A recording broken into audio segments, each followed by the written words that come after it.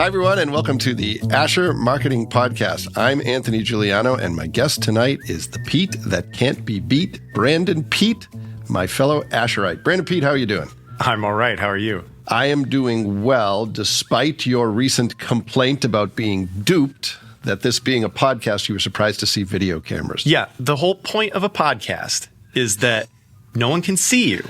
So you can just roll up in whatever hobo clothes you want, as is my usual attire. Well, and here I see multiple lights beaming into my eyeballs. I see a video camera. I see a picture camera. This is entrapment, sir. Well, here's the thing. If you normally got dressed up for work, and you were dressed down today, I would feel bad. But you're dressed the same as you always are. What would have you done differently? Yes, equally as bad as I always. What would have you done differently if you knew there were cameras? Maybe a slightly nicer shirt. Okay, all right. Well, I can assure you, everyone, that the belligerence that Brandon Peat is displaying is a put-on of sorts. I think he really believes this, but he's nice about it generally. Well, Brandon Peat, thank you for doing us the honor of having you on this show. I will embarrass you for a moment, because when I typically introduce Brandon Peat, I describe him as one of the 3 smartest people I've ever met. And he doesn't like that because he wants to be the smartest person I've ever met. No, lies. But no, genuinely, you are a pleasure to work with. And I am very eager for people to hear your story and myself learn more about you. As you know, on this podcast, we talk about career path. We talk about the organization you work for. We're going to kind of skip that because you work for Asher Agency, and that would be a little too meta. And we're going to talk about some of the projects that you're working on. So I wanted to start with career path. Now, you and I met when you started at Asher. I was actually in your interview. So you can blame me, or I don't think I had any say in it, but Tom Borney just wanted someone else in the room, I think, and I nodded in the right direction. But take us... You made fun of me because I was wearing a suit, because I was taking the interview seriously. Because there were video cameras. You weren't wearing a suit, were you? I think I was. Okay. I don't know. I don't remember. Like, oh, this is an agency. This is the big time. See, here's the thing. I don't remember if Brandon was wearing a suit. So that's a lesson to all you kids that it doesn't really matter what you wear to the interview. There you go. Don't go. quote me on that, because there are places it matters. Anyway, back to the show. So you grew up in Elkhart. Yep. And you went to St. Francis. But take us before that. How did you figure out what you were interested in career-wise, and how did that lead you to the career path you're in now? Well, I've always been good at school, but as I got further in school, it became apparent that the kind of jobs you get when you are good at school weren't terribly interesting to me. Okay, can you give me an example of that? Yeah, like math, science, English. Like, I was a straight A student all through school. By the way, everyone, I'm not surprised. Yeah. Anyway, so not good at things that typically lead to a specific career path? Well, no. So, looking ahead and is like, okay, well, how do I actually use these skills in the real world? Because it was, I was always in like the advanced AP classes and things like that. So it was outing myself here one of many times for nerd cred. But, it's a competition for, who had the best GPA by the end of high school. Yeah, sure. Oh, my gosh. Did you see that Casey Fireover just got an A- in one of her classes? Oh, that's going to bump her down to a 3.97. Let's capitalize that and destroy her. Yes. But at the conclusion of that is like, oh, the point of school is to get a job. Okay, well, what job do I want to get? Do I want to be an engineer and work in code? Oh, that sounds terrible. So, spoiler alert. Yeah. I'm working in code. But in the meantime, I thought like, well, I really like drawing. I really like cartooning. I wonder if there's a way to get into kind of that side of things, and began to look into graphic design, because I thought it was a good kind of blend, right brain, left brain combination where, yes, it is art related and you do need aesthetic skills to be able to do it well, but you also need to solve a problem. You're not just doing fine art, whatever comes into your head. You're trying to solve a specific idea that a client is bringing to you. Yeah, well, that's one thing that I can say and I mean this very genuinely, that one of the things I like about your design style is it is a problem-solving design style. I remember when you were first hired, come back to Career Path in a second, but when you were first hired, I tend to be very possessive of the clients I work with. And one of the clients I was working with at the time, you were going to be the chief designer for them. So I had an eyebrow raised when you started. I think it was the first thing you sent me. I was like, oh, we're going to be fine. This guy gets it. And it's that sort of engineering mindset taken to what was then print design and using design to solve problems and make it easy for people to understand information. So you identified... what was the program you ended up enrolling in at St. Francis? It was the design program. At the time, the degree was fine/commercial art. Okay. With a concentration in illustration. Aha. Okay. So had you been someone as a kid that you mentioned you liked to draw, but how did that manifest itself when you were a kid?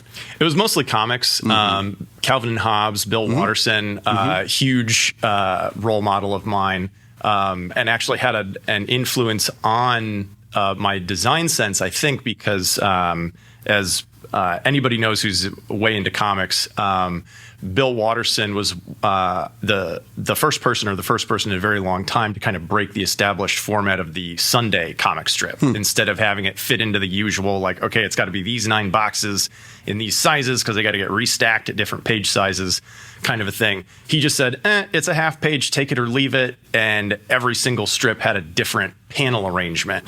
And so there's a high design sense and high design skill that's apparent in his work. Okay. So that was an interest of mine, and I did cartoons since I was in like 4th grade, all the way through college. So that was kind of the way in, as it were. Okay. So you complete the degree at St. Francis, and do you have a specific, here's what I want to do career-wise idea in mind, or is it sort of up in the air at that point?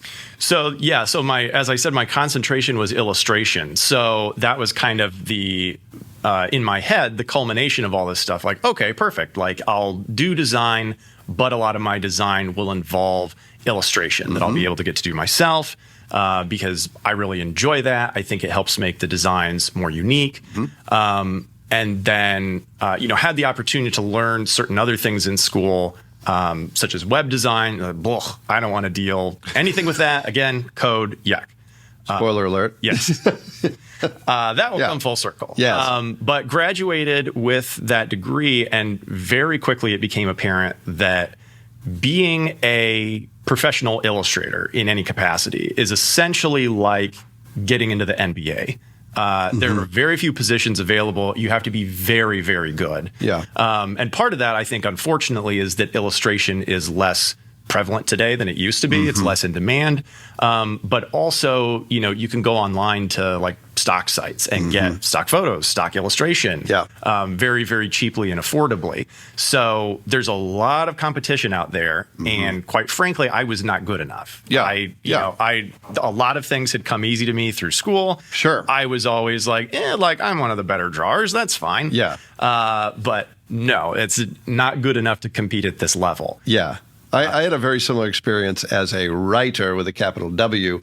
I was really good at Salem State College. And then I was like, oh, there's 10 of those jobs. Yeah. And I'm not even in the top million in that profession. So what do you do with that then once you decide, okay, not going to be a full-time illustrator, not going to make my money that way? What do you decide then? So pretty quickly out of school, like within the first couple of months, I got a job at a local agency here in town. As an art director. And so brought in some of the illustration skill there, but was doing, a lot of just general design as well. And one of the things that became apparent was they didn't have a solution for a lot of web-related things.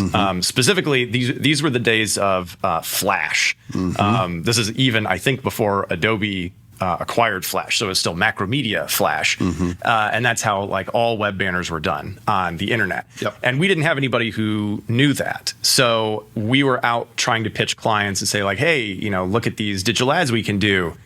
Here's a 3-frame animated GIF. It looks extremely primitive, and it's not the kind of thing that's going to wow a new client. Yeah. So I thought like, well, I could learn that. So started teaching myself, like how would I do this? How would I do this?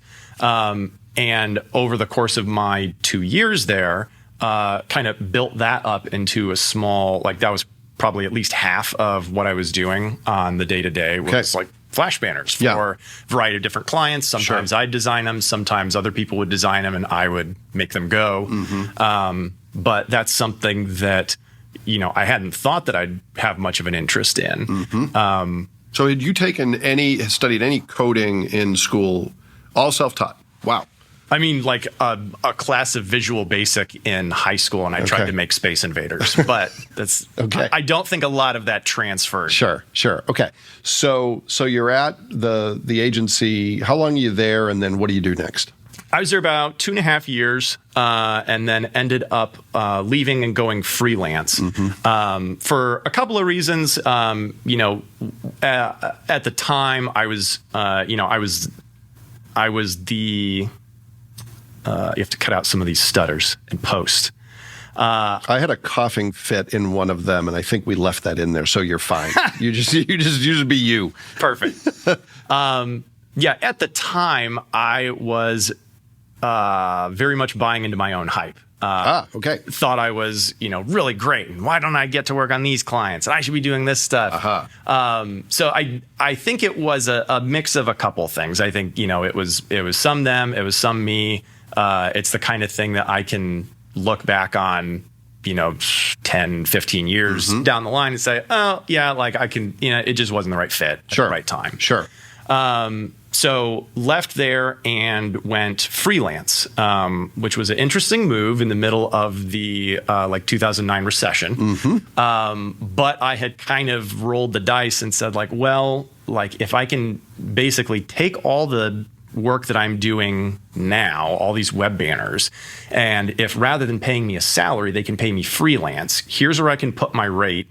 And that means that I'll be able to make a little bit less than what I'm making now, but I'll only be working a fourth of the hours. And then I can go and pitch other agencies, and I can go down to indie, and I can go to these other markets. It is the kind of calculated gamble that you can make when you are single and you don't have any kids. Yes. I remember those days. I think I was like very newly married at the time. But there didn't seem to be a path forward on salary, and so I can't do much worse. I'm still making like basic starting pay, so let's see how this goes. But I ended up freelancing for 2.5 years. Went very well. Worked with a number of agencies in town. Worked with some agencies in Indianapolis. Getting to do, again, a lot of web banners, but a lot of other things. One of the things you learn when you are freelancing is that if somebody offers you a job, you basically don't say no, because you don't know where your next paycheck is coming from. And you don't know if if I pass on this, what's coming else down the line? I don't know. So there were definitely meetings that I was in where I had started getting into some light web development by this time, and some actual coding websites, and would go in and would meet with the agency, and they say, yeah, we have this site, we kind of designed it. The client needs it built in Joomla. Have you worked in Joomla before? I was like, well, no, I've worked in WordPress, but all CMSs are mostly the same under the hood. I'm sure I can figure that out. And then I'd walk out of the building and say, oh my gosh, okay, I've got to learn Joomla. I've got to learn Joomla in a weekend. Yeah. And so was that pressure self-imposed, or do you think it's real? Do you think that you were putting too much pressure on yourself to say yes to every opportunity, or do you think that's just the nature of being a freelancer? I think it's a little of both. Yeah. Around this time, we had our first kid. Got it. So, and then later on, would go on to buy our first house while I am self-employed and while my wife is not working while she's watching kids. And that's a horrific experience that I would not recommend to anyone. Part of it is I'm married, I have kids coming, I'm the one making the money, so I've got to figure this out. I got to work as much as I can. And some of it is the reality of, if if I'm working with an agency and the agency comes to me with a job and I say no, either because I'm not the right fit or maybe the timeline is too tight or the budget's not right or whatever else, they might not come back to me next time. Sure. And because I was primarily an agency-heavy client mix, there were very few clients I was working with directly. Because of that, I really depended on those agencies to like send me the repeat business. Yeah. So whenever possible, I would try to, do whatever it took. Sure. So how many years are you full-time freelance? It was about 2.5. 2.5. Okay. And had you worked with Asher at all as a freelancer? I had actually, even when I was in school. Oh, really? Okay. Yeah, there were like 1 or 2 projects where Matt Georgi, who was the creative director at the time, got like some of the kids who were in the AAF club at school and brought them over. And I think we like went to the library and brainstormed. And I think I came up with like a Subway TV spot that was like mildly offensive, several like ethnic and religious groups, clearly not usable and not the best use of anyone's time. But it stood out. But it amused me. And when there was a job opening at Asher at some point, and I interviewed for that. I did freelance like once or twice. Yes. But ultimately, like, I had assumed like, okay, like I'm freelance, I'm working with agencies, but I'm not going to go work for an agency. Yeah. And because you had done a highly offensive TV spot, your career as a Jeopardy host was now in jeopardy. So, okay. So you tell me about your decision to come to Asher, because obviously some of it is motivated by I have a house, I have kids, health insurance is a real thing I need. It would be nice to get a steady paycheck. I feel like I have to take every gig and I'm not working a quarter of the time and making the same money as I thought I would be. But what is that experience like when you're first getting to know Asher? And please speak freely. When you start looking at Asher and deciding, maybe this is a place I want to be. Well, I was in a good position because I'd come off of, these 3 years of freelance. I had never made less money freelancing than when I was full-time. Okay. So I was in like hey, this is a sustainable business model. I'm doing great. Sure. And actually even just coming off of the best of the 3 years. So I was in a very strong negotiating position. I heard there was an availability through Emily Harmeyer, who was a classmate of mine from the St. Francis days. Yep. And she got hired here straight out of school, is still here. It is awesome. Yep. So through her, my name kind of got floated through the grapevine.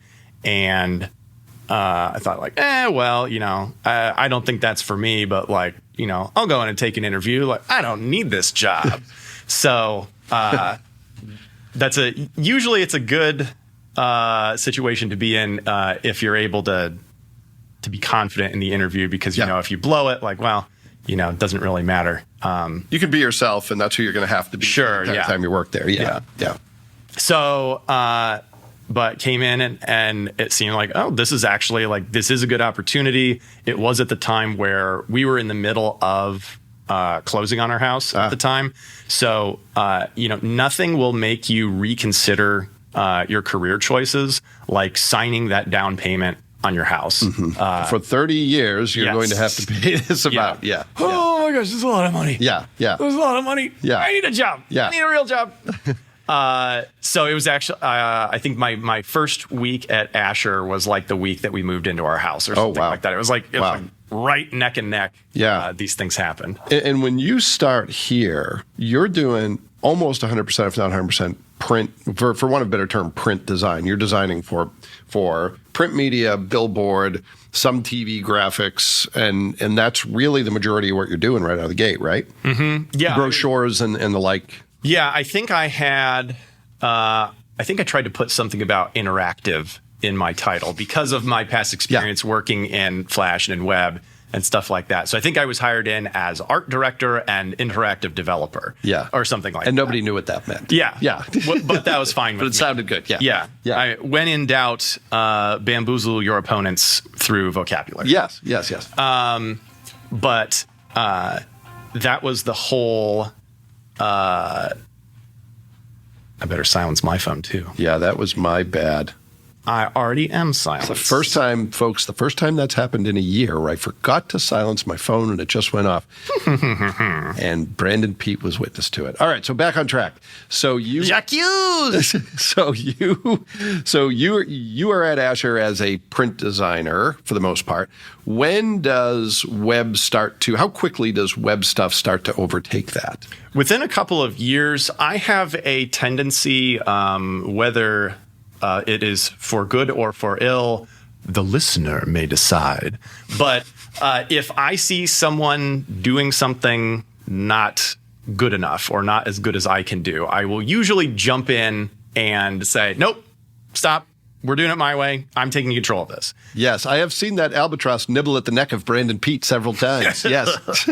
Yeah. So at the time, there wasn't a real internal process behind websites. Whenever a website would come through the door, Asher was a very traditionally minded agency. And this is 2012 when I started. So whenever a website would come through the door, it would be like, oh, okay, we don't really do these. Okay, this person design it, and then we'll find a freelancer or a web development firm to do it, and then it'll go, and then we'll, okay, it's done. It's done. We never have to think about it again. And Joomla was a game that you played with wooden blocks, and the person who won was the person who didn't make the whole tower fall down. That's what we thought Joomla was at those times. Yes. So you start leading that effort really by default at that point.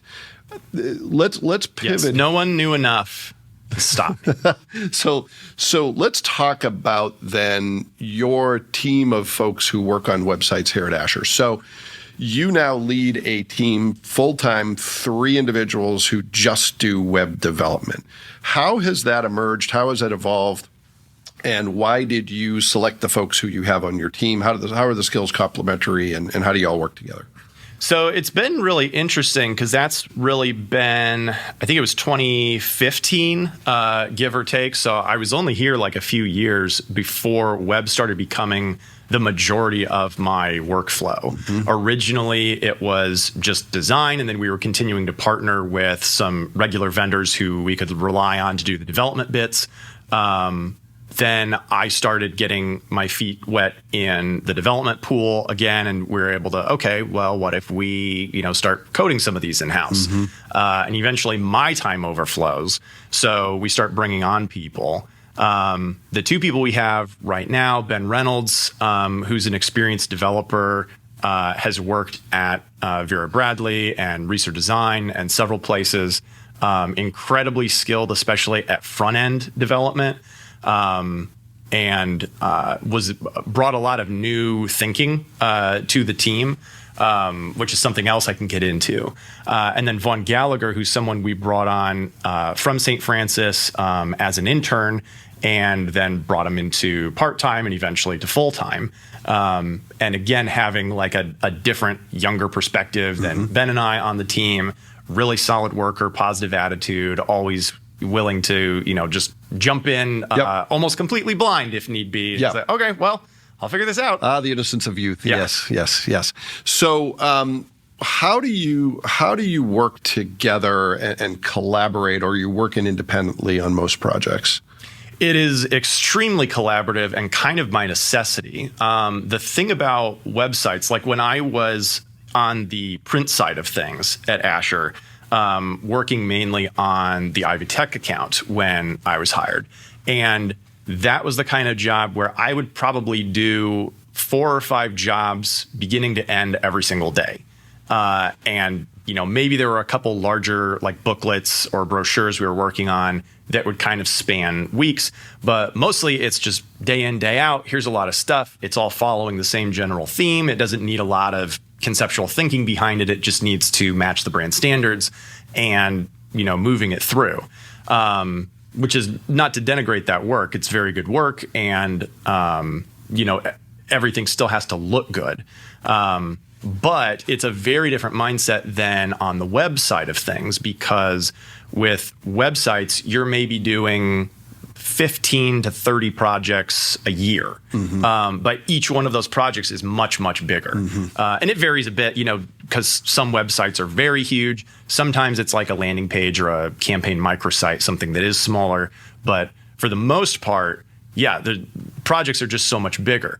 And unless I want to say like, okay, Ben, you go take this project, see you in 6 months. Yeah. It doesn't make sense for people to be working too much on their own. Sure. We've really got to be, jumping between projects together. Yeah. So even beyond that collaboration within the team, you're also working hand in hand with the account team, with the creative team, web development being a subset of that, and the digital team with web development being part of that. How much collaboration is there with those other teams at Asher? Is that a daily thing, or is it more intermittent?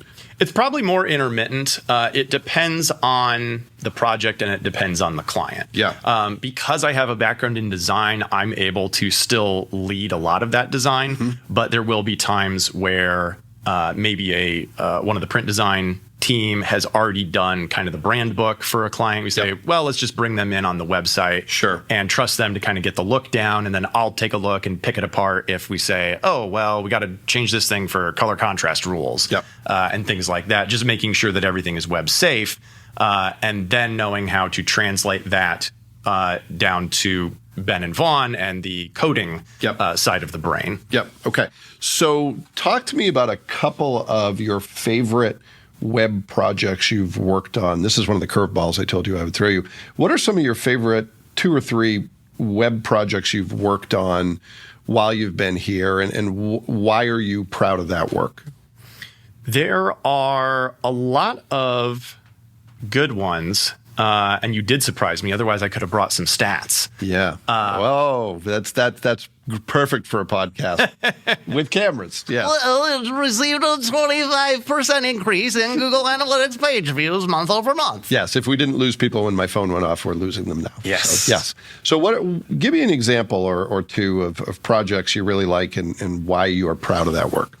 The 2 I would mention are both larger scale projects. We've done a lot of small ones that I'm very proud of as well. But one was for Farmers and Merchants State Bank. We redid their website, which was, we had worked on bank websites before, but this was the first time that it was a full website. It was as opposed to like a campaign microsite or something. Sure. And doing the development in-house. So plus they were on a .bank domain, which is not a .com. There's additional regulations there. Okay. A lot had changed since the last time we did a bank site because web accessibility and ADA compliance came into play. So there were a lot of different things. What I was really happy about with that project is we were able to save the client a lot of money. And that's, something I'm always happy to do, because being a miser myself, I try to facilitate that ability in our clients as well. They were paying what was like an outrageous fee for their website platform and their hosting. It came to them through one of their financial partners, who's has their like checking product. And it comes with this website. But now you're kind of locked into this thing that does exactly what it does and nothing else, and it looks like every other bank website. So it was exciting to we did, the design, we made it load faster. We got bumps in, stats across the board, but we were able to save them, so much money on that recurring piece of it that, the project will pay for itself within a couple of years. Yeah. Okay. So how much of that, are you using third-party tools to be consistent with regulations, or are you building that all from the ground up? In terms, depending on the thing, we will use third-party stuff where it makes sense. We always prefer to build our own because we know that we can build it exactly the way we want. And it won't be problematic to go into later and tweak things around, make changes. It's ours, so we control it. But there are times where it makes sense to we can pay $50 and license this software versus spend 2 days and have to rebuild everything ourselves. Sure. So we primarily develop on WordPress, which is the number one CMS on the market, controls like 60% of the CMS market, and I think it's up to 40% of the entire internet. So that's what we use for the most part, and WordPress is really third-party friendly. So it's really easy to, like, hey, like there's this theme, there's this plugin, there's this functionality, and you can kind of hook it all together really pretty easily. The caveat being that if you don't know what you're doing, it's pretty easy to, duct tape too many things together and end up with a non-working site. Yeah. Which is actually a perfect transition to the second project I was going to talk about. Yes. Northeastern Realty Group. Yes. Which they're one of the largest real estate firms in Northeast Indiana. And they had a website that was borderline falling apart because it had been this sort of cobbled together process. There were a lot of different things, and there's a lot of things, plugins and functionality out there on the third-party market that do the sort of integrations that needed to happen for this site, integrating with the MLS and pulling listings. But not all of them are written to be compatible with other things. Or necessarily very performant. So the site was struggling under the load and would crash at random times just because it would get bogged down by the load. Yeah. So that was one where we were able to come in and do a custom solution that worked a lot more cleanly, removed the need for ongoing licensing fees for a lot of this stuff, and integrate with other third-party databases so they could show development lots as well. They wouldn't be able to just drop a pin on the map because the MLS does that, but they could actually draw the borders of the property, which is one of these other databases we integrated with. Yeah, well, I think those two stories are consistent with when I think of your work writ large, and this is true website development, it was true with print design. I think that the key word to me is efficiency. You really like when it is stripped away of everything it doesn't need, and it is exactly it's the right amount of stuff without any extra. Am I summing that up pretty well? Yeah. Well, and that's why I liked design in the first place as opposed to like fine art, because it's not like make something beautiful. It's like, well, yes, it should be beautiful, but this is a problem that we're solving. And like a math problem, there's a solution. Unlike a math problem, there might be multiple solutions, but there is one best solution, and it's our job to find that. And functionality can be beautiful in its own way. Yeah. Yes, absolutely. Okay, so what are some of the things you're working on now? And speak only of that which you can speak, but what are some projects that are taking up a lot of your headspace, that are keeping you up at night, making you excited, maybe a combination of things? The thing that I am most excited about right now is actually not a client project, but over the past year, we've been going in and retooling our kind of master code framework. So I mentioned we build on WordPress, but WordPress out of the box doesn't do a whole lot. Sure. You want to be able to build in a certain amount of defaults so that it's very easy for you to then spin it off into client things and like, oh, this is functionality I want on every site. Yeah. Let's code this into a master thing. And now it's there ready to be cloned. Yep. We went back and retooled that from the ground up, particularly with focus on a couple of key areas that when we had started working on this, 5 years ago, weren't as big of a deal, but have become more important. And those are performance and accessibility. Performance meaning just like loading speed, your site's got to load fast. But that's become more and more important recently. And that's because of its impact on SEO, correct? Yeah, exactly. Google has started using that as a ranking signal. So I learned that from Brandon Peat, by the way. There you go. Yeah. Paying dividends. So speed being one, what else is accessibility being a separate thing? Anything else with optimization and functionality? Yeah, so just, doing some things like making sure images are lazy loaded and is our code minified and is it combined, and a lot of stuff that's like super technical nerdy, and this is exactly the kind of stuff that I never thought I would be interested in. But it is, I like code because there's so much to unravel. There's like so many like rabbit holes you can go down of like, okay, why is this behaving in the way it is? Or this score is really bad. How can I improve it? Okay, I got to learn this. And, that provides a new treasure trove of information to learn about and Well, research. and you get a quantifiable result as opposed to fine art, which either people like it or they don't, and you Right. have no idea why. There's a lot of mystery to that. Yeah. So and even print design, because Yeah. so much in the digital world is measurable. Sure. So we can Sure. look at something down the line and say like, oh, this really worked, or well, this really didn't. I wonder why. Yeah. Here's this data. Let's draw some conclusions from it. Yeah. So let's talk about the accessibility side. What work are you doing there, and why is that work important? So accessibility, for anyone who doesn't know, is just the idea that your website should be equally usable by people with disabilities.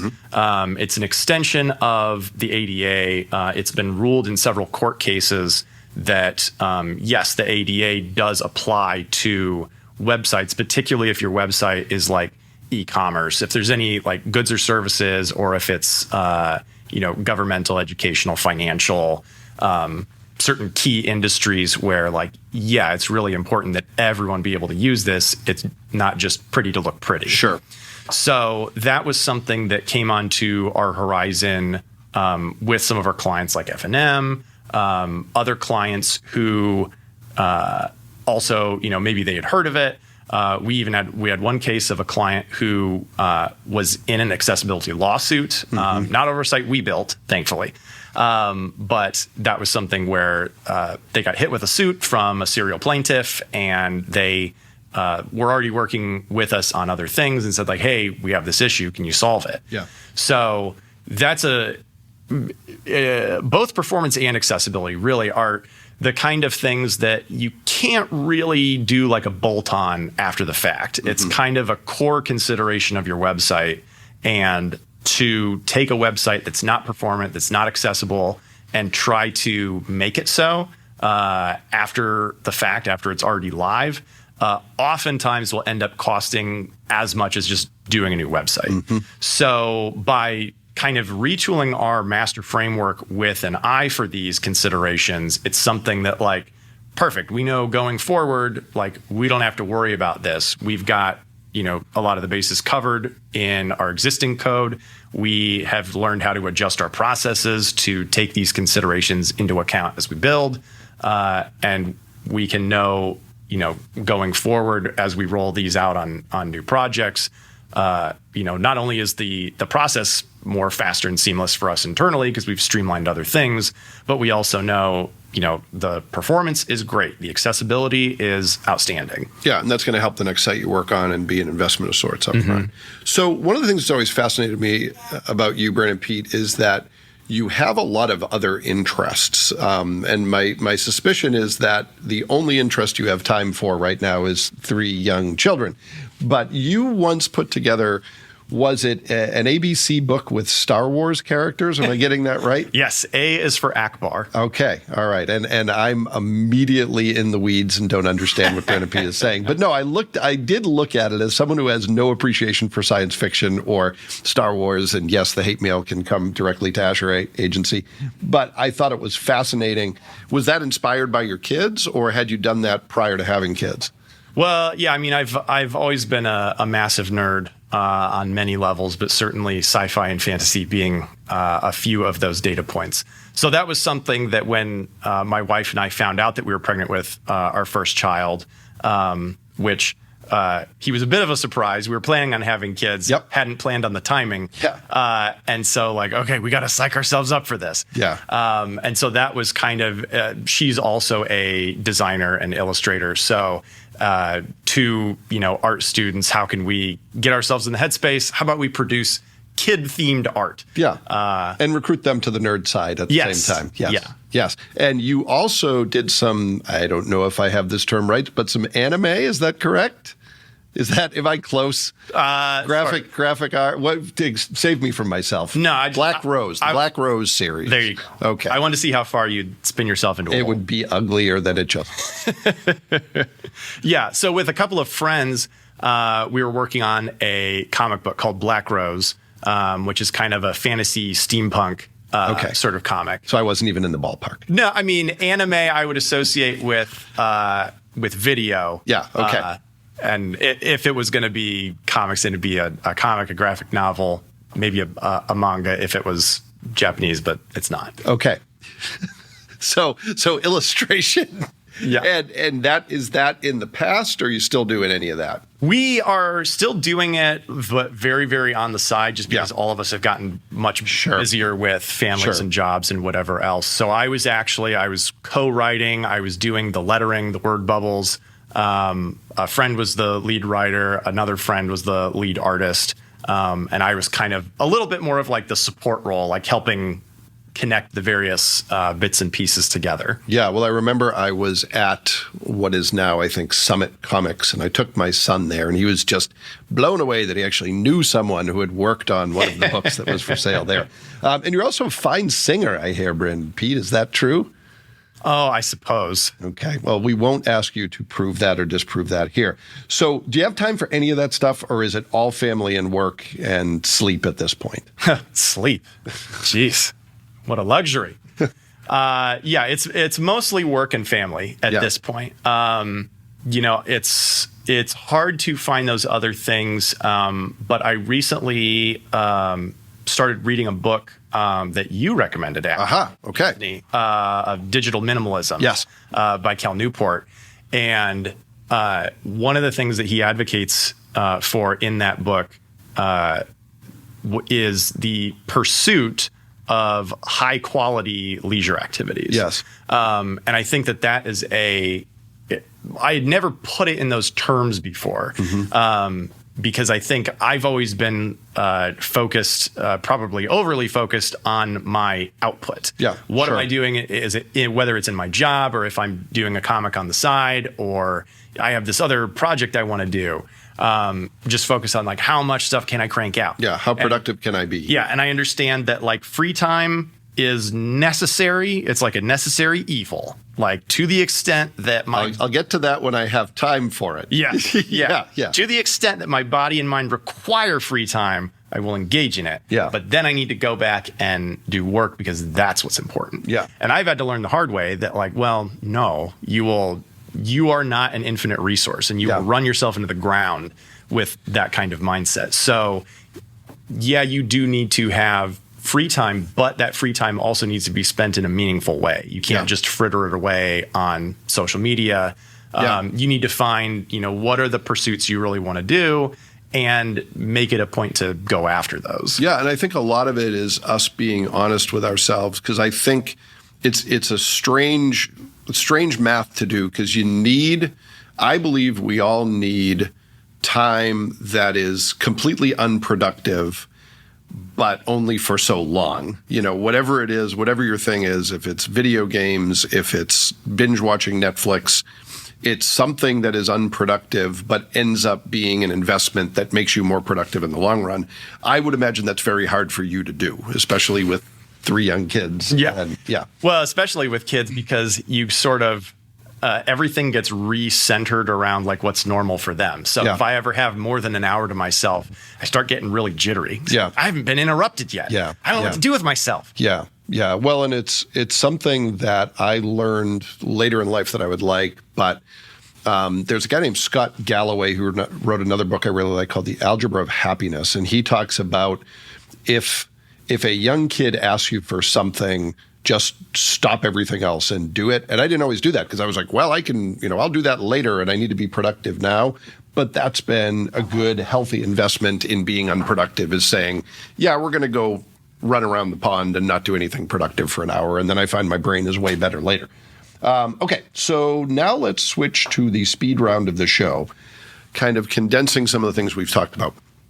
You have had the opportunity to start your own business, to be a freelancer. You've worked at a couple different places. You've thought a lot about the career transitions you've made. What is your best career advice? If someone were, sort of in the same position that you were in, where they had talents, but they weren't quite sure how they wanted to use them, what might you say? Or if one of your kids asked, how do I be successful and be fulfilled regardless of what path I pick? What would you say to that person?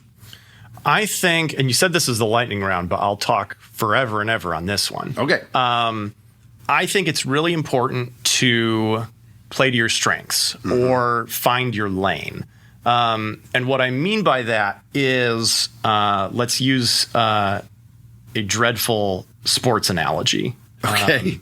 Just because I suspect that a Star Trek analogy will be wasted On me for sure. Yes. Yes. But there's basically 3 kinds of roles. Like you have your star performers, and then you have your support players, and then you have your coaches. And I think that the mistake that I fell into for a long time, and that I see a lot of people fall into at all ages and experience levels, is everybody thinks that they're the star performer to an extent. And the reality is that very few of us are. Most of us are either support, or we'd be better in the sort of coaching role and, help facilitate the other people who, are better than us at things.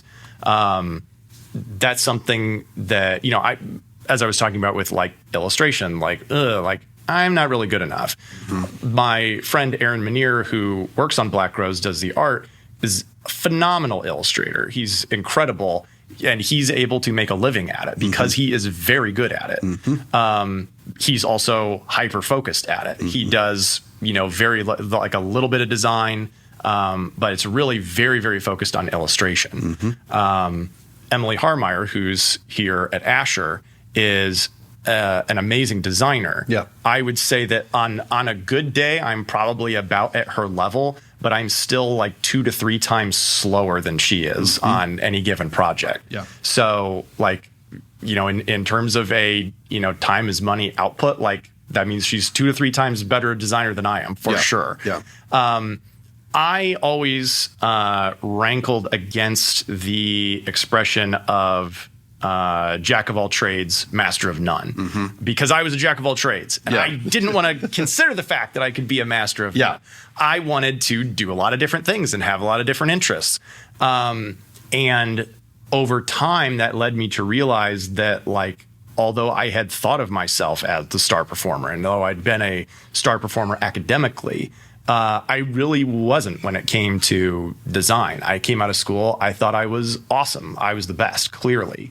I'd been the best in school, so I'm the best in real life. No, I was not. I was back at the bottom of the totem pole because now I'm working with a bunch of people who all have more experience than me, all have more years in. So I had to then kind of reassess and figure out, okay, well, I'm not the star performer at this. Am I a different kind of individual? Is there a different interest that I need to be pursuing? And I've always, cynically, I suppose you could say, I followed the money. I looked at illustration and said, well, I'd like to not be poor, so I better do web design because that's a better paycheck. But I think it's also, trying to pursue, what's the best match with the Venn diagram of what I'm doing? And I think that being a jack of all trades is actually exactly what I need for the role that I'm in now, where I am managing a team. It's less about what I am producing, like a particular design or code for a specific client. Really, what I'm producing is a team. And it's my job to make that team as good as they possibly can be so that they can then do the best work for the clients.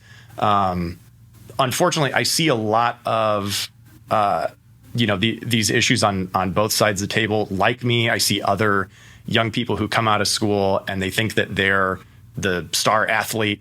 And realistically, nobody's the star athlete right when you come out of school. At best, you're a support player. And you can get to a star performer, but you're going to need time to get there. And on the flip side, I think sometimes you see people who are a star performer and get elevated to that coach position. So it's someone who is the best designer and then moves up to management, but maybe doesn't have any management skills. Maybe they're phenomenal at, the work itself, but not on managing the team. And so I think that's something that, is good to be conscious of as well. Okay. So all right. I'm sure that's a wide overarching statement. I'm sure somebody will say oh yeah, well, that's the philosophy of dichotomy. And I'll say, okay, well, I just came up with it. And you'll be thinking the whole time that you really wish you had used a Star Trek metaphor. Right.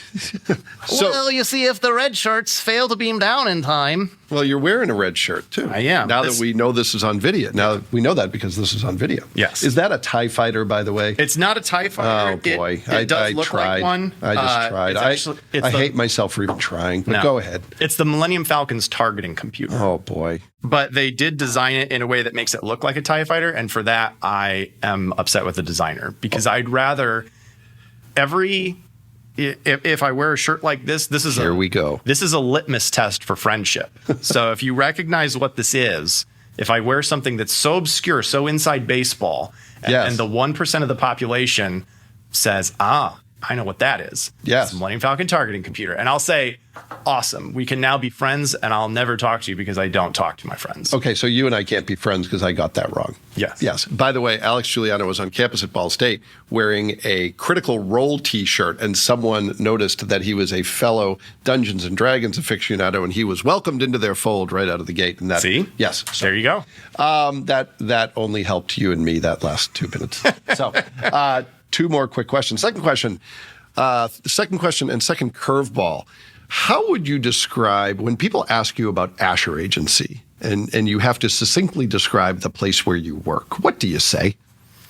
I would say Asher is a full service marketing agency. So we do absolutely everything that you want to do when it comes to advertising and marketing. I think that Asher, out of the places that I've seen and places that I've worked at, I think that Asher is the best when it comes to service, when it comes to work ethic. I think that we almost never say no. At worst, we'll say like, what about this? Yeah. Which is a good thing and a bad thing. Yeah. Good thing for our clients. Maybe not always good for us. Yeah. We're very, very busy. Yeah. But it's a good thing. I'd rather be busy than bored. And as I said, like as someone who, I'm tough on myself. I expect a lot out of myself. I expect clients to, expect a lot out of us, expect to get a lot out of their marketing. Yeah. And not just be something that's like, oh, it's some fluff. It won some awards. Yeah. That's granted the bias of a digital person who craves hard metrics. Yeah. Well, I think what you said is obviously we're biased because we work here, but I think what you said about service is true to a person. I look at, you mentioned Ben and Vaughn, who are more behind the scenes. Usually when it's client facing, you're the person talking to the client or prospect, and you're doing a lot of the work hands-on. They're doing the work hands-on, but don't have a ton of client contact generally. But even they are eager to get it right, pick up the call, on the first ring if they're close to the phone, and, really eager to make it work and make it the best solution possible. I really believe that. I think that's a differentiator. And I don't know that's true of everybody who works in web development. So kudos to you and your team. Well, thanks. Last question. And I'm going to mix this one up entirely. I know your boys are very important to you. So I was going to ask you, what did you learn during the pandemic that changed? But I'm going to mix, what have you learned from being a parent that has influenced you in a way that was unexpected, and now there's no going back? It's kind of changed how you think, how you work, who you are. This is a big question, by the way, and I didn't give you any foreknowledge this was coming, but it's one of the few times where I can lord over you with my power as the podcast host. So what have you learned from being a parent that was surprising and will stick with you moving forward? What a good question.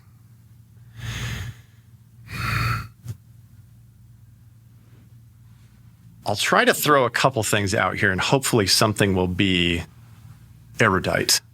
I think I have changed so much, like getting married, having kids, like those are all things that demand a real death to self if you're doing it correctly, in my opinion. Yep.